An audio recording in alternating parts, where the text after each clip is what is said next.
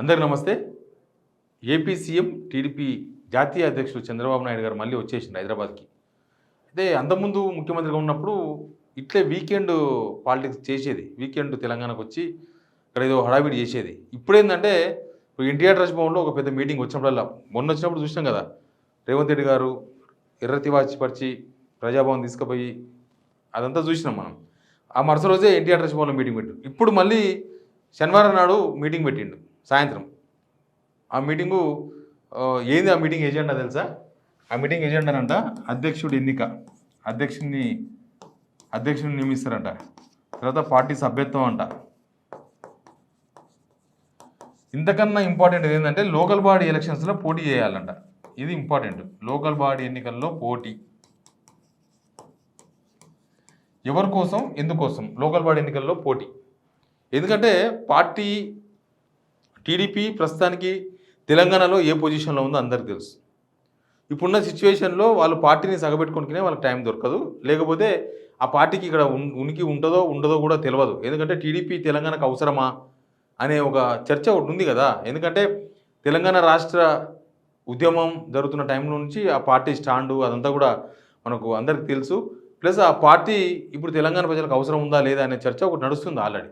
అయితే ఇక్కడ local body ఎన్నికల్లో పోటీ అనేది ఇంపార్టెంట్ ఇష్యూ. లోకల్ బాడీ ఎన్నికల్లో పోటీ చేసి ఏం చేయాలనుకున్నారు చంద్రబాబు నాయుడు? ఇక్కడ లోకల్ బాడీ ఎలక్షన్స్లో ఎంట్రీ ద్వారా ఏం చెప్పదలుచుకున్నారు అనేది ఇంపార్టెంట్. ఎవరి కోసం, ఎవరికి సహకరించడానికే లోకల్ బాడీ ఎలక్షన్స్లో పోటీ చేయాలని డిసైడ్ అయ్యారు అనేది ఇంపార్టెంట్ పాయింట్ ఇక్కడ. ఎందుకంటే బీసీలు అంటే కొంత వీళ్ళు ఏం చేస్తారంటే బీసీ అనగానే టీడీపీ అనగానే కొంత బీసీ ఓట్ బ్యాంక్ను టార్గెట్ చేస్తారు వీళ్ళు. సరే అక్కడ ఇక్కడ ఉంటాయి కదా, ఇంకా కొంత ఆడ ఈడ ఉంటాయి కదా, కొంత ఏదో రూపంలో ఏదో ఒక సెంటిమెంట్తో కొంత బీసీ ఓట్ బ్యాంక్ని టార్గెట్ చేసే ప్రయత్నం చేస్తారు. యాక్చువల్గా ఇక్కడ బీసీలకు వచ్చిన ఇబ్బంది ఏముంది? ఇక్కడ గవర్నమెంట్ ఉంది, తెలంగాణ పార్టీలు ఉన్నాయి, ఇవన్నీ ఉన్నాగా టీడీపీ వచ్చి బీసీలను టార్గెట్ చేస్తే బీసీ ఓటర్లు టీడీపీకి ఓటేస్తారా అనే చర్చ కూడా మనం చేయొచ్చు. అయితే ఇక్కడ ఏమవుతుందంటే ఈయన లోకల్ బాడీ ఎలక్షన్స్లో పోటీ చేయడానికే ప్రధానమైన కారణాలు కొన్ని కనిపిస్తున్నాయి. ఒకటి, ఇక్కడ కాంగ్రెస్ గురించి మాట్లాడడం. కాంగ్రెస్ ఏంటంటే 42%, 42% బీసీలకు రిజర్వేషన్ ఇస్తామన్నారు.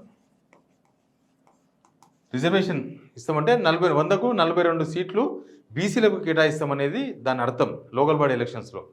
ఏది జెడ్పీటీసీ అయినా, ఎంపీటీసీ అయినా, ఏ ఎలక్షన్ అయినా కూడా, సర్పంచ్ ఎలక్షన్స్ ఇట్లా మొత్తం 42%, 100కు 42 మంది బీసీ సామాజిక వర్గాలకు ఇస్తామనేది దాని కథ.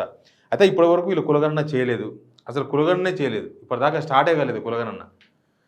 ఎలక్షన్ ఏమో తొందర పెట్టాలనుకుంటున్నారు. మళ్ళీ ఎలక్షన్ ఎందుకు తొందర పెట్టాలనుకున్నది నేను మళ్ళీ చెప్తాను, ఇంకొక వీడియో కూడా చెప్తాను. అది దానిలో ఒక పెద్ద మజా ఉన్నది. అయితే 42% రిజర్వేషన్ చేయలేదు, కొంత వ్యతిరేకత ఉంటుంది. బీసీ వ్యతిరేక ఓటును కొంత చీల్చొచ్చు టీడీపీ అనేది ఒక పాయింట్. ఇంకోటి ఏంటంటే 10% ఓట్ బ్యాంక్ ఉందని రీసెంట్గానే ఢిల్లీలో సీఎం రేవంత్ రెడ్డి గారు చెప్పినారు. 10% ఓట్ బ్యాంక్. ఆ 10% ఓట్ బ్యాంక్ని ఈ బీఆర్ఎస్ అదే టీడీపీ వైపు కనుక తీసుకోగలిగితే ఇక వీళ్ళ మీద కొంత వ్యతిరేకత ఉంది కదా, జనాల్లో తీవ్రమైన వ్యతిరేకత ఉంది. ఇప్పుడు కాంగ్రెస్ మీద జనాలలో ఎట్లుందంటే, ఇంతకుముందు కూడా చెప్పిన అసలు గవర్నమెంట్ ఉందా అన్న ఒక యాంగిల్ జనాల్లో చర్చ నడుస్తుంది. ఎందుకంటే కొత్తగా వచ్చి కొత్త ప్రభుత్వం వాళ్ళకి ఏమి ఇవ్వలేదు, ఎవరికి రూపాయి ఇవ్వలేదు. పాత పెన్షనే వస్తుంది, పాత స్కీమ్లే అమల్లో ఉన్నాయి, పాతవే వస్తున్నాయి, కొత్తగా ఏం రాలేదు. ఈవెన్ రైతు బంధు, రైతు భరోసా కూడా ఇవ్వలేదు వీళ్ళు, ఇంకా అది కూడా కట్ చేసి పడేసినారు. రుణమాఫీ కూడా చక్కగా కాలేదు, దాని మీద కూడా తీవ్రమైన వ్యతిరేకత ఊర్లల్లో.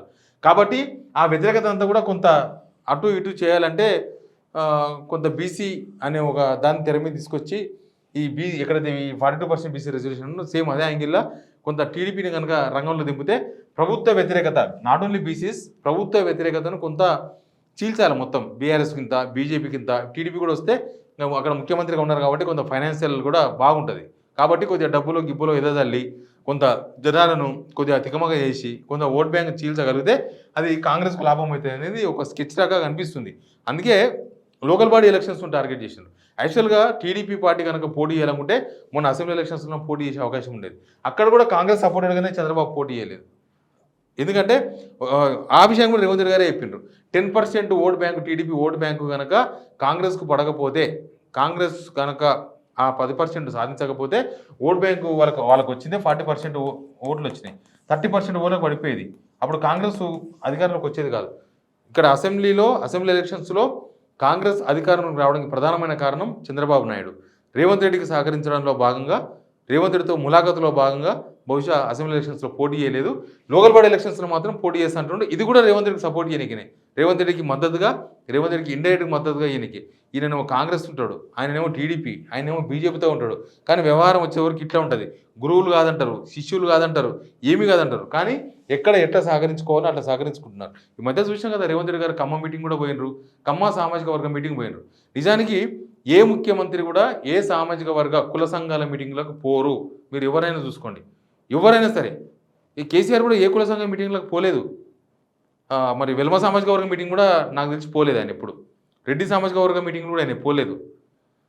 కానీ కేవలం ఎప్పుడైనా సరే ఒకటి గుర్తుపెట్టుకోండి, ఏదైనా ఒక కుల సంఘం మీటింగ్ జరిగితే, ఒక కులం స్టేట్ సంఘం మీటింగ్ జరిగితే, ఆ కులంలో ఉన్న అన్ని పార్టీలకు సంబంధించిన ఎమ్మెల్యేలు, మినిస్టర్లు, లేకపోతే ఎమ్మెల్సీలు, ఇంకెవరైనా మంచి సీనియర్లు ఉంటారు, వాళ్ళు మాత్రమే పోతారు. కానీ ఒక ముఖ్యమంత్రి హోదాలో ఎవరు కూడా పోరు. ఇప్పుడు ఒకవేళ ఏపీలో ఏదో ఒక సామాజిక వర్గం వాళ్ళు పెట్టిననుకో మీటింగ్, చంద్రబాబు నాయుడు పోతాడా? పోడు. కానీ ఇక్కడ మన రేవంత్ రెడ్డి సార్ పోయిండు. కమ్మ సామాజిక వర్గం మీటింగ్ పోయి దాదాపు 1:40 వేదిక మీద కూర్చున్నారు. నిజానికి ఆ ముఖ్యమంత్రికి 1:40 సమయం అనేది చాలా ఇంపార్టెంట్. ఆ 1:40 చాలా ఇంపార్టెంట్ పనులు చేసుకునే అవకాశం ఉంటుంది. తర్వాత చాలా కీలకమైన నిర్ణయాలు తీసుకోవచ్చు.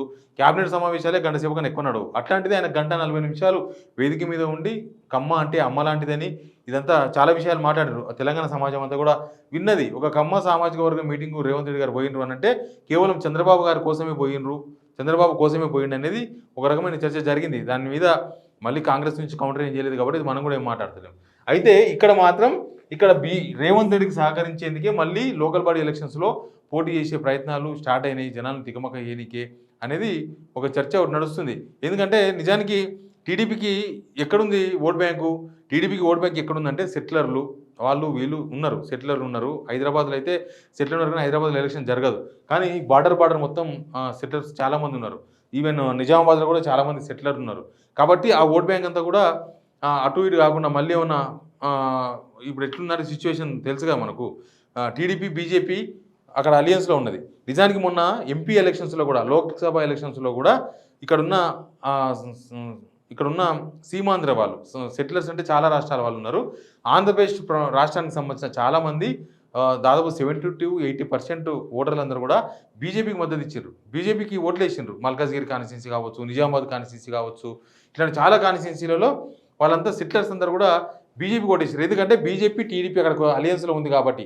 మళ్ళీ రేపు అన్నాడు సర్పంచ్ ఎలక్షన్స్లో కూడా ఈ సెటిలర్స్ అందరూ బీజేపీ వైపు పోయిన అనుకోండి, అదొక ప్రాబ్లం వస్తుంది.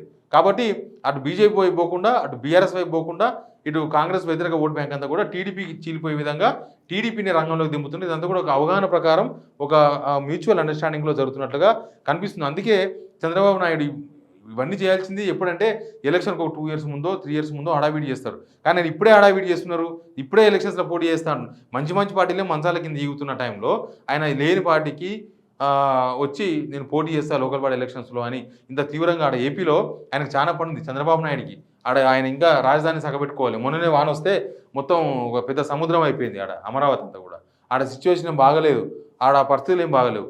అట్లాంటి టైంలో ఆయన తెలంగాణకు వచ్చి నేను తెలంగాణలో రాజకీయాలు చేస్తా అంటున్నాడు. ఇక్కడ ఎవరు దిక్కులేరు, ఒక కరెక్ట్ ప్రెసిడెంట్ క్యాండిడేట్ లేడు వాళ్ళకి.